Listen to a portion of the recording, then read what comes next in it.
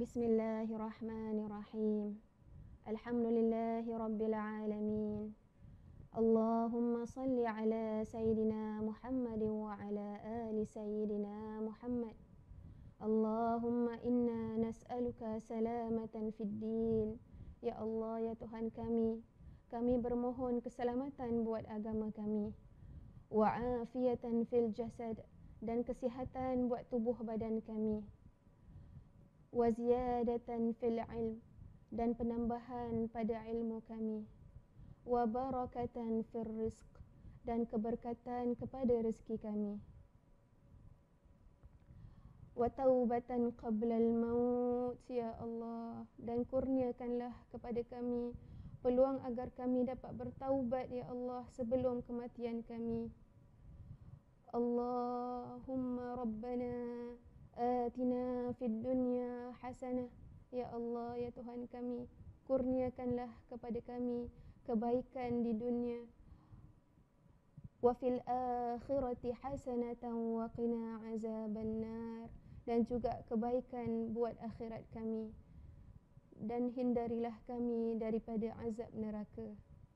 Wa sallallahu ala sayyidina Muhammadin wa ala alihi wa sahbihi wa sallam. Walhamdulillahi rabbil alamin. Taqabbalallahu minkum.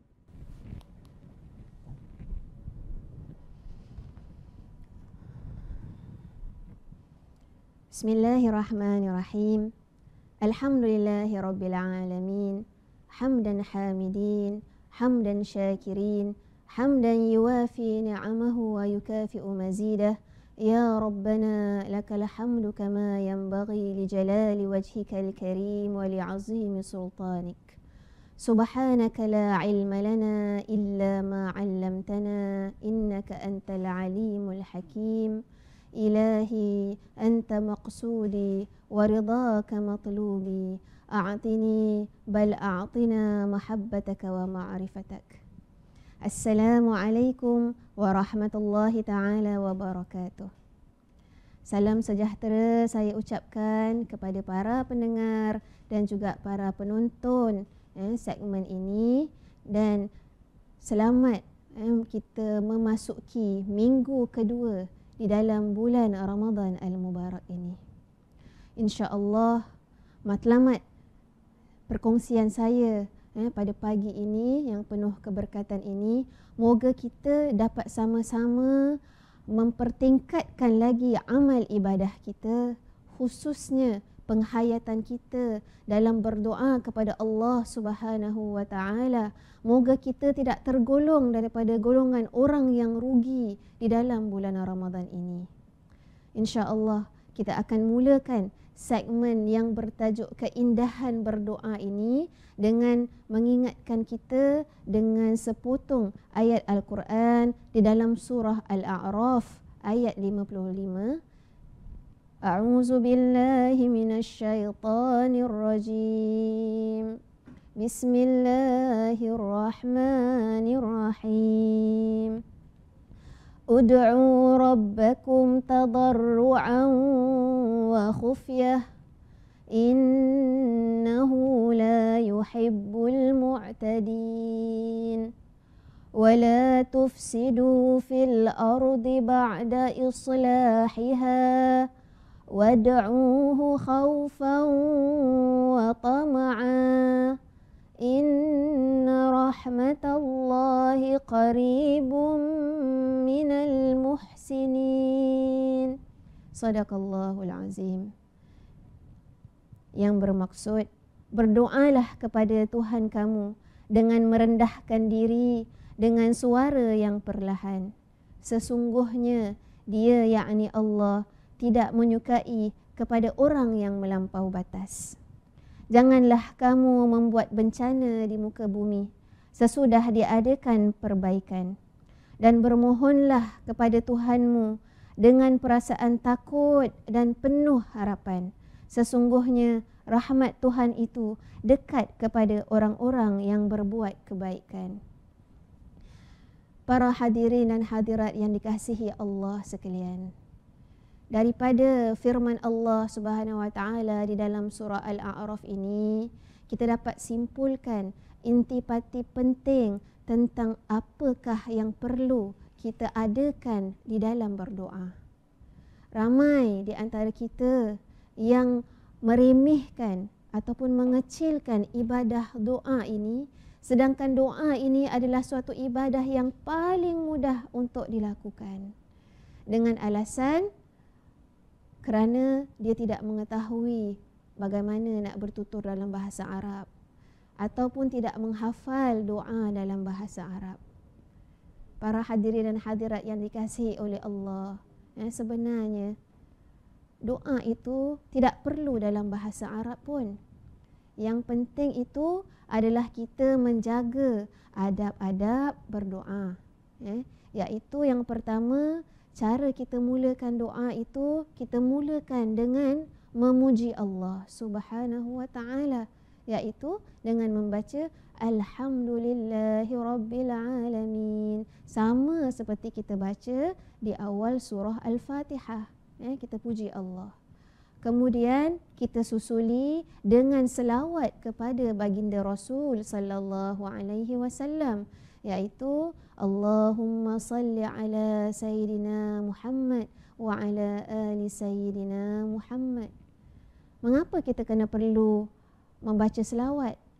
Kerana kita ingin mendapat syafaat Rasul sallallahu alaihi wasallam, seperti mana sabda Rasulullah sallallahu alaihi wasallam, aulan nasi bi yaumal qiyamah aktsaruhum alayya salatan.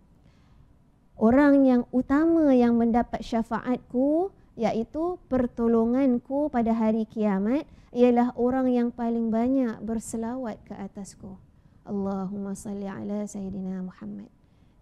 Jadi para hadirin dan hadirat yang dikasihi oleh Allah sekalian, selepas kita membuka dengan memuji Allah, kemudian kita berselawat kepada Rasulullah sallallahu alaihi wasallam, lantas kita boleh mulakan dengan membaca doa, memintalah segala keinginan anda dengan syarat seperti mana yang disebutkan dalam firman Allah tadi, tadarruan wa khufyah, iaitu kita meminta dengan Allah Subhanahu wa taala dengan rendah diri, dengan penuh tawaduk kepada Allah, rendah diri. Maksudnya jangan rasa diri ni sombong kepada Allah. Contohnya, kalau kita ni, contohnya anak kita, kalau nak minta duit jajan dia pergi sekolah, dia cakap, "Mak, nak duit?" Biasanya dia cakap dengan harapan mak dia nak kasih dia duit. Ada tak?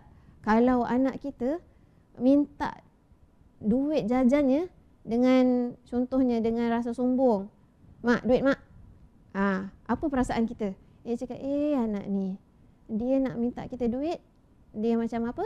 Sombong pula. Begitulah juga adabnya kita apabila berdoa dengan Allah. Maksudnya dengan hati berharap moga Allah Subhanahu wa taala perkenankan doa kita. Dengan merendah diri, ya Allah, ya Tuhanku, aku ni tak ada apa-apa, ya Allah. Aku ni tak mampu untuk menjalankan kehidupanku tanpa bantuanmu, ya Allah. Itulah sifat hati yang perlu kita tanamkan ketika kita berdoa kepada Allah Subhanahu wa taala. Kemudian kata Allah SWT lagi dalam ayat ini apa? Wad'uhu khaufan wa tama'a. Dan bermohonlah kepada Tuhan dengan perasaan takut dan penuh harapan. Takut apa? Ya Allah, takut kalau doa aku ni tidak diperkenankan kerana amalan aku yang sedikit, kerana amalan aku yang tidak sempurna, kerana banyak maksiat yang aku buat. Jadi itu yang sifat takut yang kita nak kena salurkan. Bukan takut Allah tak kabulkan doa. Kerana tanggungjawab kita hanya berdoa. Kerana kita seorang hamba. Dan bukan tugas kita untuk nak paksa Allah kabulkan doa kita. Kerana itu adalah urusan Allah. Jadi itu, kita berharap, kita takut kerana ya Allah, ya Tuhanku, tak tahulah amalan aku ni cukup ke tak. Maksudnya ada tak ihsanmu ya Allah untuk nak menerima, untuk mengkabulkan permintaanku. Jadi itu sifat takut yang kita nak salurkan ketika kita bermohon kepada Allah. Dan dengan penuh harapan, iaitu dengan penuh keyakinan bahawa Allah Subhanahu wa taala akan mengkabulkan doa kita, bahawa Allah ini mendengar setiap rintihan, setiap apa yang terpendam di dalam hati kita. Allah Maha tahu, Allah Maha mendengar. Dan jika Allah lambat mengkabulkan doa kita, ataupun kita rasakan seolah-olah Allah ni tak mengkabulkan doa kita, yakinlah kerana Allah tahu apakah yang terbaik untuk diri kita. Kerana mungkin kita ni tak mengetahui apa yang kita minta, berkemungkinan itu akan membawa kecelakaan kepada kita. Maka dengan hikmah Allah, dengan kebijaksanaan Allah, dengan cinta Allah, Allah tidak mengkabulkannya tetapi Allah tundakannya, nanti akan dikurniakannya nanti permintaan itu di akhirat kelak. Kerana Allah Subhanahu Wa Taala itu Maha Pengasih, Maha Penyayang, Maha Adil di atas segala apa yang diperlukan oleh hamba-hambanya. Baiklah. Jadi selain daripada kita memuji Allah Subhanahu Wa Taala, kita disuruh untuk memperbanyakkan lagi memuji Allah dengan nama-nama Allah yang mulia. Contohnya kita memuji Allah dengan Alhamdulillahirabbil alamin, Ar-Rahman Ar-Rahim, At-Tawwab Ar-Rahim. Macam gitu. Jadi kita keluarkan nama-nama Allah yang mana sesuai dengan apa yang kita minta. Contohnya, kalau kita nak minta, ya Allah ampunkanlah dosaku, ya Allah, jadi kita banyakkan ya Tawwab, ya Afu. Jadi kita keluarkan nama-nama Allah daripada Asmaul Husna, kita banyakkan memuji Allah dengan sifat-sifat Allah itu, dengan nama-nama Allah yang indah itu. Moga ianya dengan kita puji kepada Allah, kita mengiktiraf nama-namanya yang agung ini, diperkenankan permohonan kita. Sabda Rasulullah sallallahu alaihi wasallam, ad-du'a huwal ibadah. Kata Rasul sallallahu alaihi wasallam, doa itu adalah ibadah. Maka janganlah kita meremehkannya. Kalau boleh dalam setiap solat kita, lepas solat fardu, sedikit walaupun sesaat, 2 saat, pohonlah kepada Allah, mintalah sesuatu kepada Allah. Kerana kata Rasul lagi, ad-du'a silahul mu'min wa imaduddin wa nurus samawati wal ard. Iaitu doa itu adalah senjata para mukmin dan juga ianya adalah tiang agama. Dan ia adalah cahaya langit dan bumi. Masya-Allah. Inilah dia keagungan dan kebesaran ibadah berdoa. Maka janganlah kita meremehkannya, janganlah kita meninggalkannya. Kalau boleh kita letakkan azam sepanjang bulan Ramadan ini, kita nak pastikan kita akan duduk sejenak untuk bermohon kepada Allah, tutup mata dan bermohon kepada Allah Subhanahu Wa Taala, merasakan kita ni ya Allah banyak kekurangannya ya Allah. Kita ni tidak mampu nak hidup di atas muka bumi ini tanpa bantuan Allah, tanpa pertolongan Allah, tanpa hidayah dan petunjuk Allah Subhanahu Wa Taala. Moga dengan kita membiasakan diri kita membaca doa pada setiap selepas solat, moga ianya menjadi satu tabiat yang baik yang sepatutnya kita teruskan untuk kita menghadapi 11 bulan selepas bulan Ramadan. Itulah yang terbaik. Baik, para hadirin yang dikasihi oleh Allah sekalian, Rasulullah sallallahu alaihi wasallam mengajar kita apabila kita berdoa, berdoalah dengan bersungguh-sungguh. Jangan sampai kita ini terlalai ataupun terleka dengan apa yang kita minta. Contohnya, kita ibaratkan kalau kita nak minta sesuatu, bantuan kepada orang, kita minta sungguh-sungguh ke ataupun kita minta sambil lewa? Ada tak kita nak minta, mak, siapkan makan mak? Ada tak? Mesti kita nak macam dengan nada kita, memujuk rayu dekat mak, cakap baik-baik dengan mak, baru mak siapkan makan. Betul? Kita tak ada cakap mak siapkan makan, mak macam tanpa perasaan, tanpa nada suara, tanpa lihat kepada mak kita. Jadi ianya memainkan impak yang berbeza dengan cara kita bercakap, dengan nada suara kita, dengan gaya tubuh badan kita. Maka begitulah juga harus kita fikirkan apabila kita berdoa kepada Allah Subhanahu Wa Taala. Hadirkan semua hati kita, hadirkan pemikiran kita, hadirkan hati kita ini untuk benar-benar meminta kepada Allah apa sebenarnya yang kita inginkan, sama ada kebaikan di dunia dan juga kebaikan di akhirat. Jadi sebaik-baik doa itu adalah sesuatu yang memang lahir daripada isi hati kita, memang lahir daripada keinginan kita. Kalau kita nak baca dalam bahasa Arab, itu memang lebih baik, tetapi kalau boleh hadirkan sekali maksud dia, terjemahannya, supaya kita dapat faham. Okay? Jadi dalam kesempatan ini, oleh kerana kita ni sudah masuk minggu yang kedua, apa kata kita bersama, saya menyeru diri saya dan juga anda sekalian, kita buat list, kita buat senarai doa-doa yang ingin kita panjatkan. Contohnya hari ke-8 ini, apa yang kita nak doa kepada Allah, minta. Kita plan, kita rancang. Kebanyakan manusia, kita ni hanya merancang tentang hal-hal keduniaan kita. Kita rancang lepas ni nak buat apa, lepas zuhur nak buat apa, lepas asar nak buat apa, lepas maghrib nak buat apa, untuk nak sampai target kita tentang hal-hal keduniaan.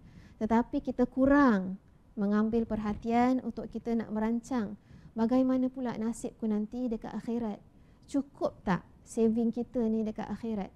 Cukup tak bekalan doa kita? Cukup tak bekalan-bekalan yang kita dah siapkan untuk nanti kebahagiaan dan kesejahteraan kita nanti di akhirat? Cukup tak kita ni nak beli rumah, rumah istana yang akan kita bina di akhirat kelak, di syurga kelak?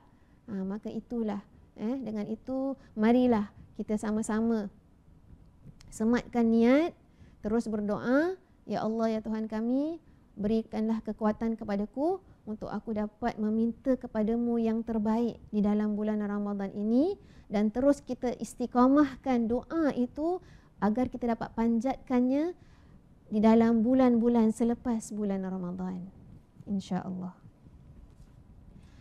Baik. Rasulullah sallallahu alaihi wasallam memberi pesan kepada kita, malah mengingatkan kita bahawa katanya, man lam yas'alillah yaghdabu alaihi. Kata baginda Rasul sallallahu alaihi wasallam, sesiapa yang tiada meminta sesuatu dari Tuhan, nescaya Allah akan murka terhadapnya.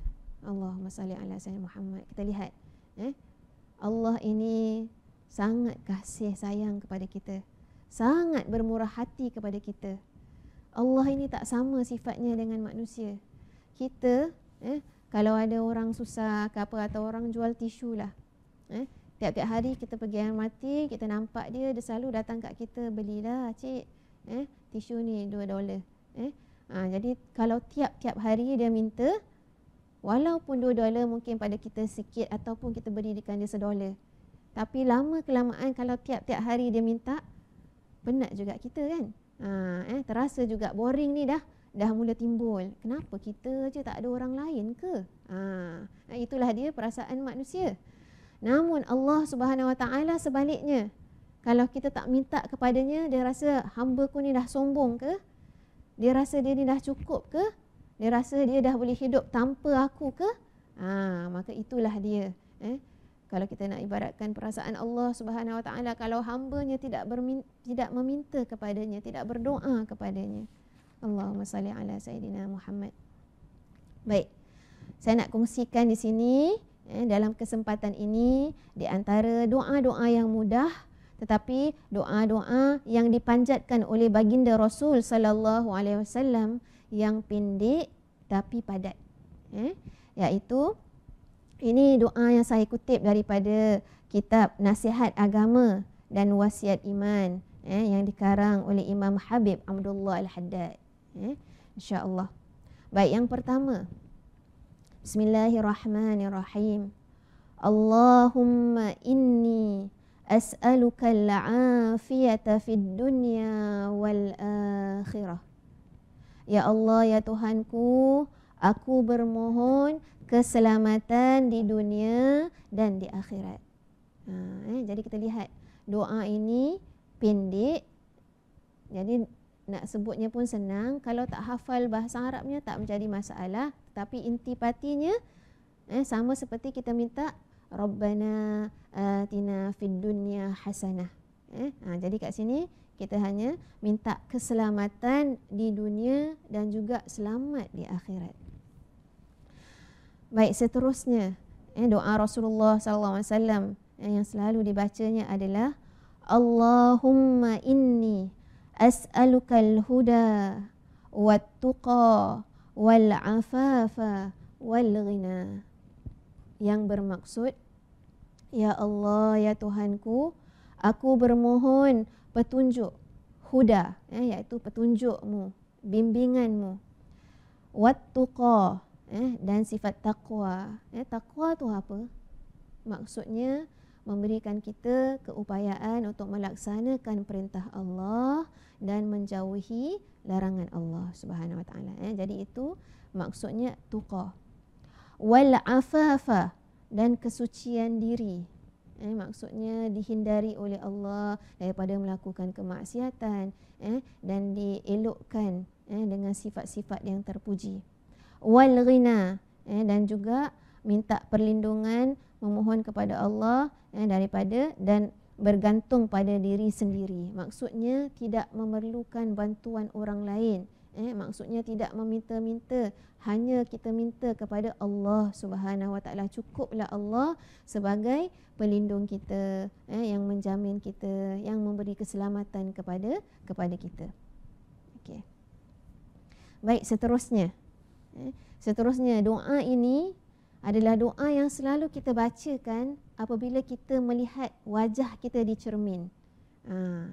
Jadi kalau kita lihat, subhanallah, Rasulullah sallallahu alaihi wasallam dalam sepanjang kehidupan ataupun perbuatan harian baginda Rasul sallallahu alaihi wasallam tidak pernah putus daripada mengingati Allah Subhanahu Wa Taala.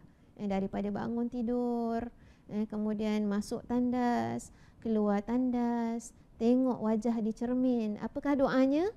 Allahumma kama hassanta khalqi fahassin khuluqi. Ya Allah, ya Tuhanku, seperti mana kau elokkan, kau cantikkan tubuh badanku, kau cantikkan wajahku, maka perelokkanlah juga akhlakku, peribadiku, sifat dalamanku. Jadi inilah doa yang banyak kita nak kena panjatkan. Kerana kadang-kadang kita ni terlampau risaukan pandangan manusia tentang zahir kita, bagaimana cara pakaian kita, bagaimana apakah barang-barang yang kita bawa bersama, bagaimana cara bagaimana corak wajah kita, handsome ke tak handsome dan sebagainya. Tapi kita terlupa tentang bagaimanakah pandangan Allah Subhanahu Wa Taala kepada kita. Bagaimanakah pula dalaman, adakah dalaman kita ni pun cantik atau tidak secantik paras rupa kita. Itulah yang kita nak kena titik beratkan, para hadirin dan hadirat, agar cantik luar dan dalam. Maka kita pohonkan kepada Allah di bulan Ramadan yang penuh barakah ini, agar Allah Subhanahu wa taala kurniakan kepada kita cantik zahir dan batin. Cantik di luar dan juga manis di dalam. Baik, seterusnya doa. Allahumma inni as'aluka ilman nafi'a wa as'aluka rizqan tayyiba wa as'aluka amalan mutaqabbala. Ya Allah, ya Tuhan kami, sesungguhnya aku bermohon kepadamu ilmu yang berguna. Aku bermohon kepadamu rezeki yang baik, dan aku bermohon kepadamu amalan yang dikabulkan, yang diterima olehmu. Para hadirin dan hadirat Allah yang dikasihi oleh Allah sekalian, ini 3 perkara yang sangat penting kita minta di dalam kehidupan kita. Yang pertama, mintakan kepada Allah moga diberikan kepada kita ilmu yang bermanfaat, yang dapat kita gunakan, yang dapat kita amalkan dalam kehidupan sehari-hari kita. Ada orang moga kita dapat dijauhi oleh Allah Subhanahu wa taala daripada menuntut ilmu, walaupun ilmu tu ilmu agama, tetapi semakin kita mempelajari ilmu agama itu, semakin kita rasa sombong. Membuatkan diri kita rasa sombong. Kita rasa alhamdulillah ni aku ni dah pandai, Allah dah beri aku ilmu. Maka kita pandang rendah orang yang kurang ilmunya. Kita pandang rendah pasangan kita yang kurang berilmu. Kita pandang rendah ahli keluarga kita yang tidak pergi menuntut ilmu. Salah, para hadirin yang dihadirat Allah. Kata Rasulullah sallallahu alaihi wasallam, ilmu yang berkat itu apabila kita pelajari, semakin hampir kita kepada Allah, semakin rasa dekat kita kepada Allah, semakin cantik akhlak dan budi pekerti kita. Itulah tandanya ilmu yang memberi manfaat kepada yang menuntutnya. Maka kita pohonlah kepada Allah, moga ilmu yang kita pelajari, sama ada ilmu agama ataupun ilmu dunia, kalau kita niatkan untuk nak mendekatkan diri kepada Allah, untuk nak mendapatkan rezeki yang halal, agar kita ni dapat menjalankan tanggungjawab kita dengan baik, maka setiap ilmu yang kita tuntut itu adalah dikira ibadah di sisi Allah Subhanahu wa taala. Dan yang kedua dalam doa tadi, kita minta kepada Allah rezeki, rezeki yang baik. Kita minta, ya Allah, kurniakanlah kita rezeki yang halal, rezeki yang diberkati oleh Allah Subhanahu wa taala.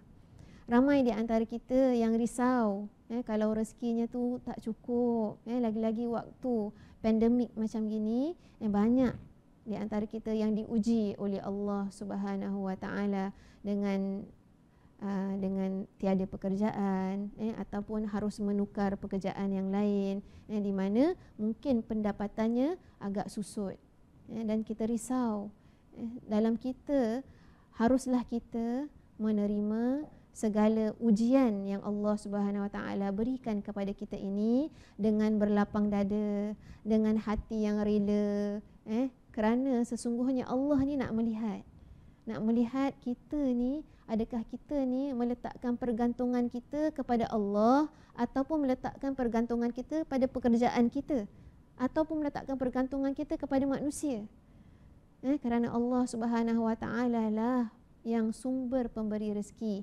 Bukan bermaksud kita hanya bertawakal kepada Allah, serah diri duduk di rumah saja tanpa kita berusaha. Salah, iaitu kita berusaha sedaya upaya kita, sambil kita menguatkan lagi usaha kita dengan berdoa kepada Allah Subhanahu Wa Taala, moga dengan usaha kita yang gigih serta dibantu dengan doa kita kepada Allah, kita bertambah yakin, bertambah positif melihat yang terbaik di atas apa yang telah Allah Subhanahu Wa Taala takdirkan kepada kita, lantas kita menjadi insan yang lebih baik hari demi hari. Baik, dan yang terakhir daripada doa yang dibacakan tadi adalah kita meminta kepada Allah Subhanahu Wa Taala, moga Allah memperkenankan semua amal ibadah kita. Itulah antara doa yang terpenting. Ya Allah, semoga amalan kita ni yang banyak bersusah payah ni, kita dah pergi solat tarawih khususnya di bulan Ramadan ini 40 rakaat, dan juga kita tambahkan dengan kita bangun malam. Alangkah ruginya kalau amal ibadah kita ini tidak dilihat oleh Allah Subhanahu Wa Taala. Ruginya kalau amal ibadah ini tidak dipandang langsung oleh Allah kerana kita tidak melakukannya ikhlas kerana Allah. Jadi inilah dia yang kita minta mohonkan kepada Allah. Ya Allah, ya Tuhanku, pandanglah, terimalah amalan kita, terimalah segala pengorbanan yang kita lakukan demi Allah Subhanahu Wa Taala seikhlas hati kita, demi untuk mendapatkan keridaan Allah, rahmat Allah Subhanahu Wa Taala. Alhamdulillah. Baik, seterusnya saya ingin berkongsi kepada anda tentang kita lihat bagaimanakah tindak tanduk para sahabat apabila kedatangan bulan Ramadan. Berkata Imam Ibn Rajab di dalam kitabnya Lataiful Ma'arif, dia mengatakan bahawa para sahabat itu telah mula bermohon kepada Allah Subhanahu Wa Taala dengan doa yang baik-baik 6 bulan sebelum kedatangan Ramadan. Masya-Allah. Jadi kita lihat kat sini bezanya perilaku para sahabat dengan persiapan kita menyambut bulan Ramadan. Para sahabat menanti-nantikan Ramadan. Ada sebahagiannya yang mengatakan mereka hidup ni hanya untuk menantikan bulan Ramadan, bulan yang penuh keberkatan ini, bulan di mana turunnya Al-Quran, di mana di dalamnya terdapat 1000 keberkatan, 1000 keampunan, 1000 kerahmatan yang Allah Subhanahu Wa Taala turunkan di dalam bulan Ramadan ini. Maka mereka ni cuba menambahkan amal ibadah mereka agar ianya menjadi suatu kebiasaan, agar bila masuknya bulan Ramadan mereka dah menjadi suatu perkara yang biasa mereka lakukan, malah mereka menambahkan lagi. Malah kita pula sebaliknya, kita bila nak masuk bulan Ramadan baru kita tambahkan dengan amal-amalan, maknanya nak bulan Ramadan baru kita nak praktis buat tambah-tambah amalan baru. Pastinya kalau kita baru nak mula, pastinya dia tu kadang-kadang dapat kita laksanakan, kadang-kadang kita tertinggal. Jadi inilah dia, semoga kita sahut cabaran ini tak mengapa. Kita baru tahu macam beginilah sikapnya para sahabat. InsyaAllah kita nak kuatkan azam kita, nak kuatkan semangat kita, walaupun kita dah masuk minggu yang kedua ini, kita nak bersemangat seperti mana semangatnya para sahabat, berhempas pulas untuk menambahkan ibadah mereka di bulan Ramadan ini.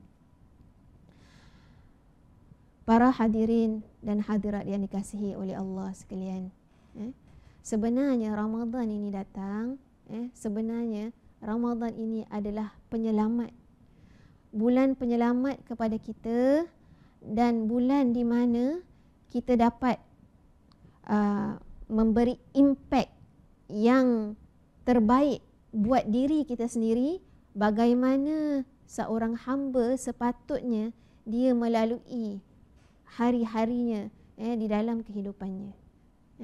Jadi kalau kita lihat para hadirin yang dihadirat yang dikasihi oleh Allah, sebenarnya bulan Ramadan ini datang, secara automatik kita lihat Ramadan ini datang membuatkan semua perilaku kita dalam kehidupan harian kita bertukar menjadi ibadah, secara kita sedar atau tidak. Cuba awak bayangkan, kalau di bulan Ramadan kita nak tidur malam, pastinya kita terniat, ya Allah, ya Tuhanku, semoga aku dapat bangun nanti, nak bangun makan sahur. Jadi kita dah letakkan niat, kita tidur, berikan kita kekuatan untuk bangun sahur, untuk melakukan ibadah kepada Allah. Kemudian kita ibadah makan kita pun, amalan harian makan kita pun semua bertukar menjadi ibadah. Iaitu bila kita makan yang kali pertama, iaitu kita makan sahur, kita berdoa, ya Allah, ya Tuhanku, berikanlah kekuatan kepadaku, ya Allah, agar aku dapat menjalani ibadah puasa ini dengan penuh semangat dan dapat menjalankan tugasan harian kita dengan penuh semangat. Berdoa lagi kita sewaktu sahur dengan kita makan. Kemudian apabila kita makan buat kali kedua, iaitu apabila kita berbuka puasa, berdoa lagi kita kepada Allah. Ya Allah, ya Tuhanku, terima kasih ya Allah kerana telah beri kekuatan kepada kita untuk menjalankan ibadah puasa pada hari ini, ya Allah. Berkatikanlah amalan kita, terimalah amalan puasa kita. Moga Allah Subhanahu Wa Taala memperkenankan doa-doa kita yang kita panjatkan sewaktu kita berpuasa. Jadi kita lihat para hadirin dan hadirat, secara tak langsung di dalam bulan Ramadan ini, segala apa yang kita lakukan, secara tak langsung niat kita hanya untuk Allah. Niat kita adalah ibadah kerana Allah. Sebenarnya itulah Allah Subhanahu Wa Taala menerangkan kepada kita yang kita selalu baca di dalam doa iftitah kita, Inna salati wa nusuki wa mahyaya wa mamati lillahi rabbil alamin. Sesungguhnya salatku, ibadahku, hidupku dan matiku hanya untuk Allah Subhanahu Wa Taala. Jadi sebenarnya Allah Subhanahu Wa Taala nak menunjukkan kepada kita sebenarnya, wahai mukmin, wahai orang yang beriman, beginilah sebenarnya caranya untuk kita menjalani kehidupan kita sehari-hari. Bukan sahaja di bulan Ramadan, tetapi dalam bulan-bulan selepas bulan Ramadan ini, moga kita dapat teruskan amalan kita, niat kita yang selalu untuk Allah Subhanahu Wa Taala, tidur kerana Allah, makan kerana Allah, bangun kerana Allah, bercakap-cakap, pergi kerja kerana Allah, semuanya kita tujukan untuk Allah Subhanahu Wa Taala.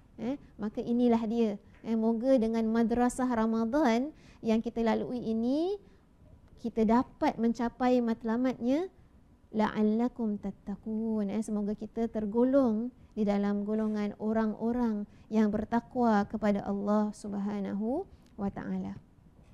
Subhanallah. Inilah dia kita dapat rasakan. Patutlah para sahabat ini sangat menanti-nantikan kedatangan Ramadan. Kerana mereka nak buat apa? Jump start. Diorang nak buat fresh start. Untuk nak memperbaiki, menambahkan lagi ibadah mereka, penumpuan mereka kepada Allah Subhanahu Wa Taala dalam pada mereka menjalani kehidupan mereka sehari-harian. Para hadirin dan hadirat yang dikasihi Allah, sebenarnya orang yang dapat menjejakkan kakinya di dalam bulan Ramadan ini sebenarnya adalah golongan pilihan Allah. Pilihan Allah di mana Allah Subhanahu Wa Taala telah memilih kita untuk menjadi pilihannya, untuk kita dapat beramal di dalam bulan yang penuh keberkatan ini dan memberi kesempatan untuk kita untuk mendekatkan diri kepada Allah Subhanahu Wa Taala. Masya-Allah, untungnya kita berada di dalam bulan Ramadan menjadi pilihan Allah yang dapat menjalani kehidupan kita di dalam bulan Ramadan yang penuh keberkatan ini. Berapa ramai di kalangan sahabat-sahabat kita, ahli keluarga kita yang telah meninggalkan kita, yang telah ditimpa kematian kepadanya, yang tidak dapat berjumpa dengan bulan Ramadan. Maka kita doakanlah, sampaikanlah ingatan kita kepada mereka-mereka yang telah meninggal dunia, yang telah terlebih dahulu bertemu dengan Allah Subhanahu Wa Taala. Moga Allah Subhanahu Wa Taala merahmati mereka di alam barzah. Moga Allah Subhanahu Wa Taala menambahkan keberkatannya dalam setiap amalan yang mereka lakukan. Moga Allah Subhanahu Wa Taala memberikan mereka keringanan, memberikan mereka kenikmatan di dalam alam barzah. para hadirin dan hadirat yang dikasihi oleh Allah sekalian. Orang yang bijaksana mengatakan bahawa usaha tanpa doa adalah sombong dan doa tanpa usaha adalah bohong. Cuba kita perhatikan kata-kata ini.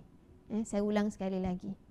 Kalau kita usaha tanpa kita berdoa, itu adalah tindak tanduk orang yang sombong.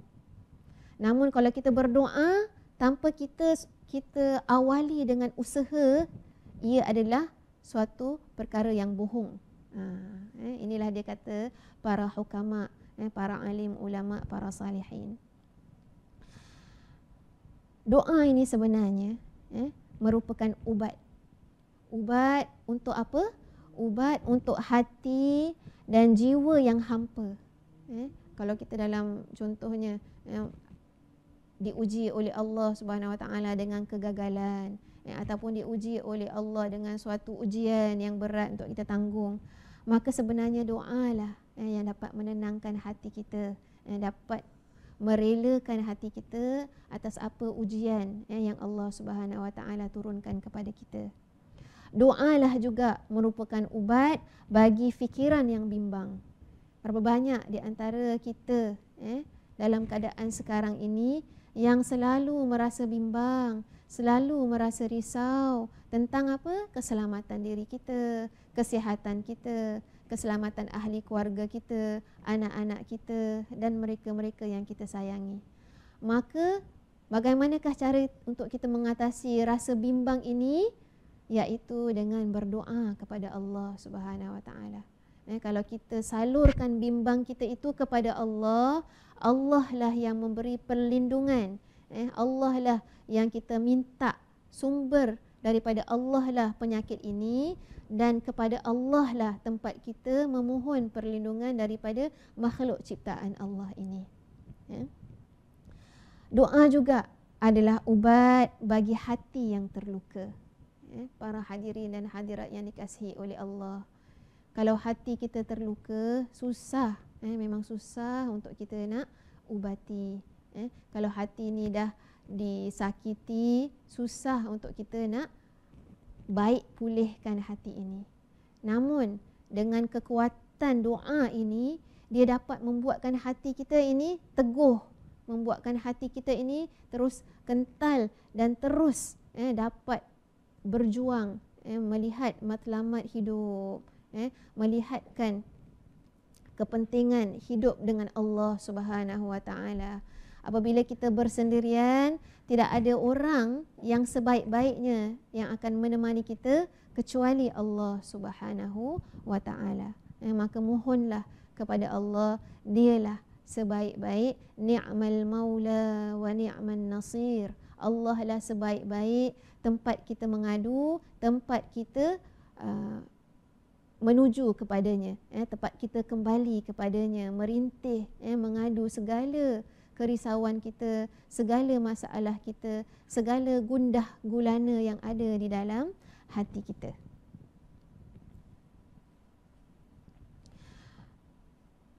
Di sini saya juga ingin berkongsi, kalau anda sekarang ni dah zaman teknologi, kita banyak senang aja. Kalau nak cari sesuatu, kita type aja di YouTube ataupun di Google. Jadi di sini saya ingin berkongsi kepada anda tips pengalaman orang-orang yang dikabulkan doanya. Apakah sebenarnya yang menjadi amalan mereka sehingga doa mereka dikabulkan oleh Allah.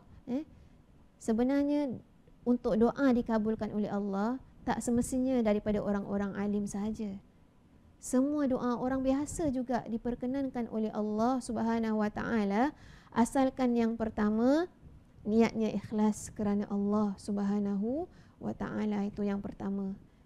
Contohnya kalau dia ada niat untuk nak membuatkan suatu kebaikan, maka susulilah niat tersebut dengan doa. Jadi kita berdoa kepada Allah.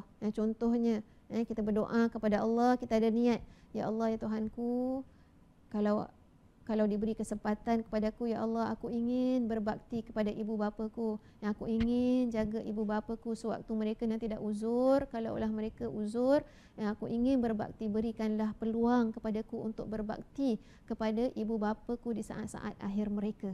Contohnya, kalau seorang anak ada niat macam itu, maka susulilah niat itu dengan berdoa kepada Allah Subhanahu Wa Taala setiap kali selepas salat. Moga Allah Subhanahu Wa Taala memberi peluang kepada kita, yang Allah lah yang mengaturkan segala gerak-geri kita. Moga diberikan kita peluang untuk kita berbakti kepada ibu bapa kita, walaupun sekarang ni kita lihat komitmen kita kepada kerja, komitmen kita kepada keluarga. Ya Allah, kalau ikutkan rasional akal ni, macam tak ada masa lah. Ya Allah, macam mana sempat masa call mak aja tiap-tiap hari. Tak apa, teringin juga nak luangkan masa dengan mak. Contohnya macam gitu. Maka kita berdoalah kepada Allah, kerana Allah lah yang menyusun segala-gala kehidupan harian kita. Baik, seterusnya beristiqamah dalam melakukan doa tersebut. Dalam kita berdoa, istiqamah dan sentiasa bersangka baik kepada Allah. Yang ni yang dikongsikan. Haruslah bersangka baik bahawa doa kamu akan dikabulkan oleh Allah Subhanahu Wa Taala, ataupun Allah akan menggantikan doamu dengan sesuatu yang lebih baik lagi. Kadang-kadang kita ni minta bermacam-macam kepada Allah. Khususnya kalau kita nak minta, ialah tak salah kalau kita nak minta kesenangan dunia, tak salah. Namun kadang-kala kita ni terlampau sangat inginkan permintaan kita ni dikabulkan oleh Allah Subhanahu Wa Taala, sehinggakan kita ni jadi apa? Tak sabar. Tak sabar. Jadi sampai kita bertanyakan, kenapa Allah ni tak perkenankan doa saya? Saya dah berdoa kepada Allah dah 2 tahun, 3 tahun saya berdoa, ada yang sampai 5 tahun, 7 tahun. Kita minta Allah, ya Allah kurniakanlah aku anak, ya Allah ya Tuhanku kurniakanlah aku kehidupan yang lebih senang, ya Allah. Tapi dah usaha dah segala macam dah usaha kita buat, tapi namun kita melihat bahawa keadaan kehidupan harian kita sama juga. Para hadirin hadirat yang dikasihi oleh Allah sekalian, kadang-kala Allah Subhanahu Wa Taala lambat memperkenankan doa kita, ataupun dia tidak memperkenankan doa kita pada waktu itu ataupun di dunia, kerana Allah Subhanahu Wa Taala mengetahui apakah yang terbaik buat diri kita. Saya contohkan seorang anak yang minta kepada mak bapaknya untuk dibelikan basikal. Jadi mak dengan bapak tu tundakan permintaan anaknya, nantilah dulu, mak nak kumpul duit lagi. Kita beri alasan, tapi sebenarnya dia tu khawatir, dia khawatir. Kemudian didesak lagi oleh anak tu, hinggalah mak bapak ni tak sampai hati, maka dibelikannya basikal, diperkenankan permintaan anak itu. Kemudian apabila dia bermain basikal itu, hingga dia berhadapan dengan kecelakaan, terus meninggal. Jadi daripada kiasan atau ibarat, kadang-kala itulah kita nak ibaratkan dengan Allah Subhanahu Wa Taala. Kadang-kala Allah Subhanahu Wa Taala tidak memperkenankan permohonan kita, bukan bermaksud dia tu tidak mendengar permintaan kita. Allah tu mendengar setiap permohonan, permintaan kita. Namun ilmu Allah tu amat luas, dan Allah tu Ar-Rahman Ar-Rahim, sangat pengasih, sangat penyayang kepada hamba-hambanya. Dia tak mengkabulkan sekarang kerana dalam ilmu Allah, Allah tahu kalau aku perkenankan doa ini, nanti mungkin dia akan menjadi hamba yang sombong, mungkin nanti dia akan lupa kepadaku, maka aku biarkan dia supaya dia terus ingat kepadaku, dia terus dekatkan dirinya kepada Allah Subhanahu Wa Taala, dan dia akan mendapat kesudahan yang baik. Tetapi kalau aku kabulkan permintaannya, aku luaskan kehidupannya, aku beri dia kesenangan dunia, nanti dia akan lupa, dia akan sombong, dia akan akhiri hayatnya dengan su'ul khatimah, wa na'udzubillahi min zalik. Beginilah senario yang saya boleh gambarkan kepada anda sekalian.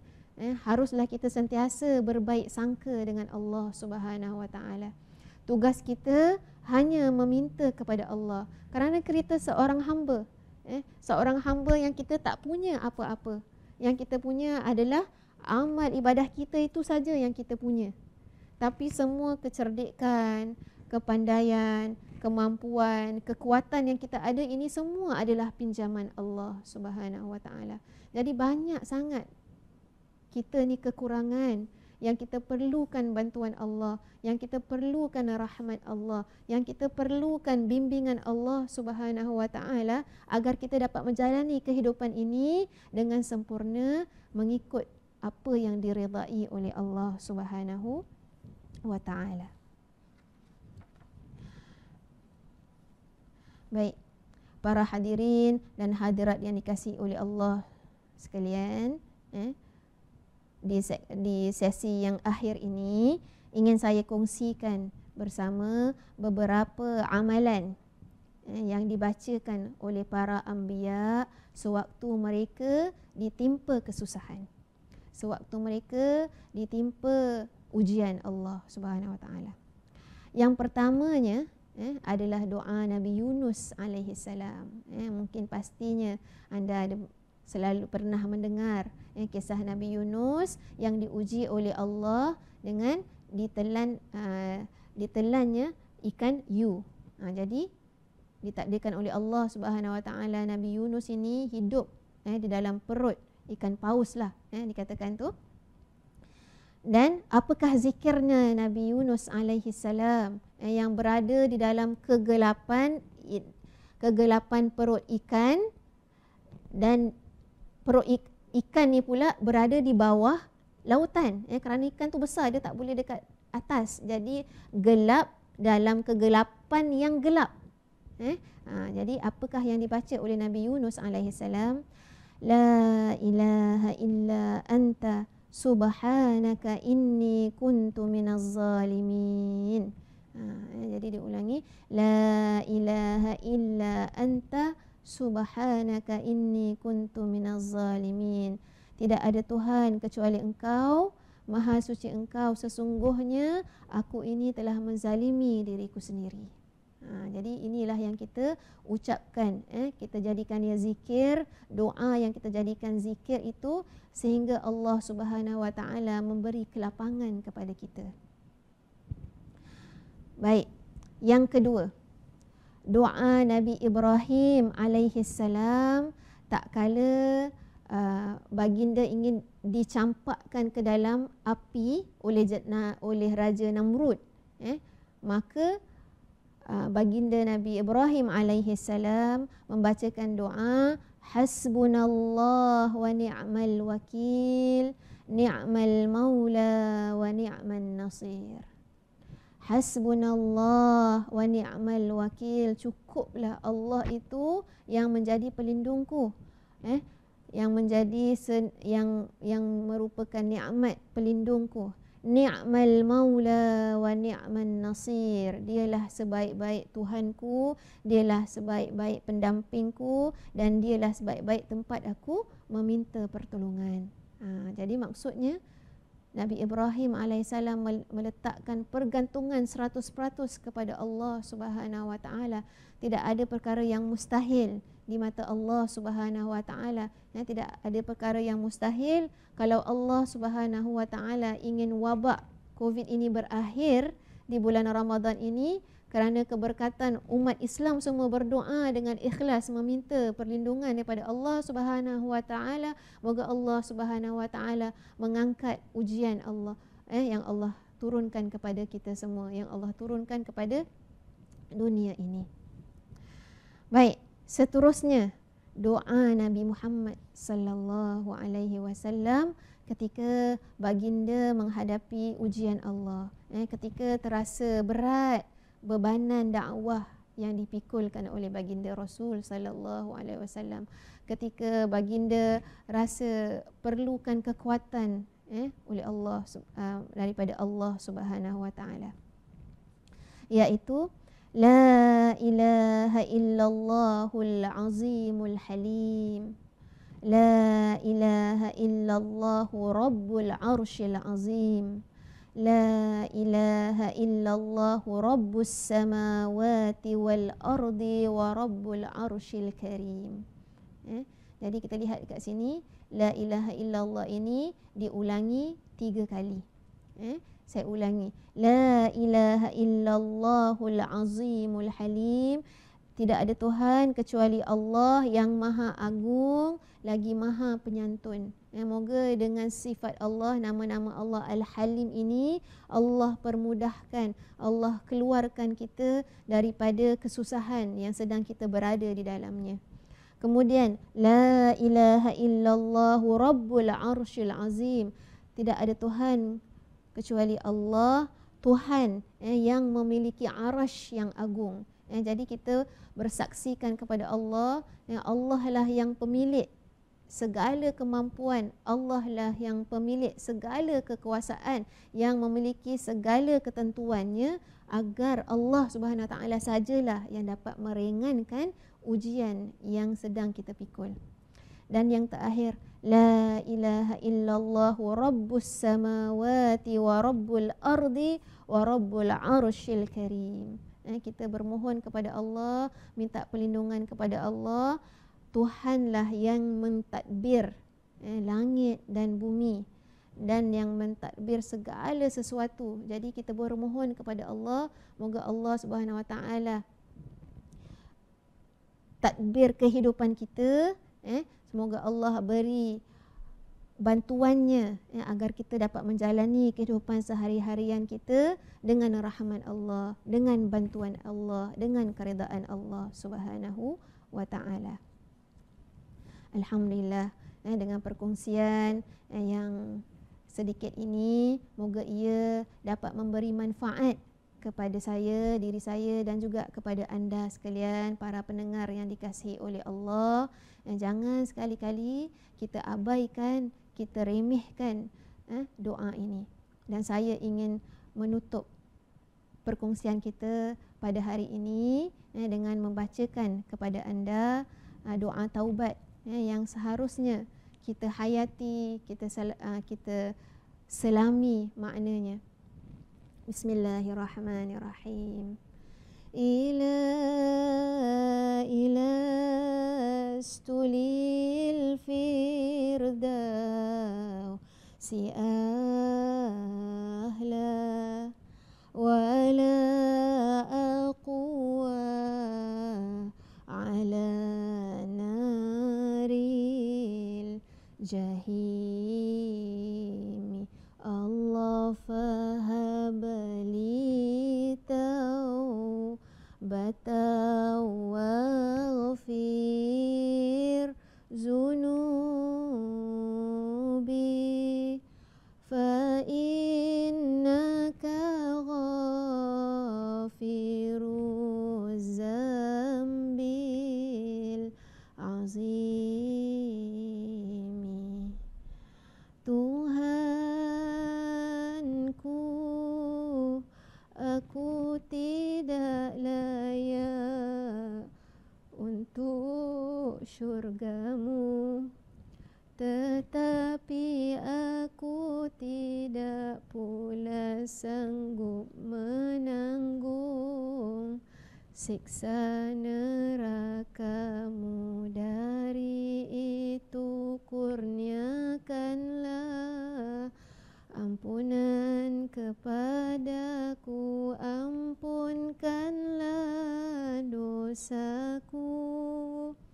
Sesungguhnya Engkaulah pengampun dosa-dosa besar. Amin ya rabbal alamin. Wa sallallahu ala sayyidina Muhammad wa ala alihi wa sahbihi wa sallam, walhamdulillahi rabbil alamin. Assalamualaikum warahmatullahi taala wabarakatuh.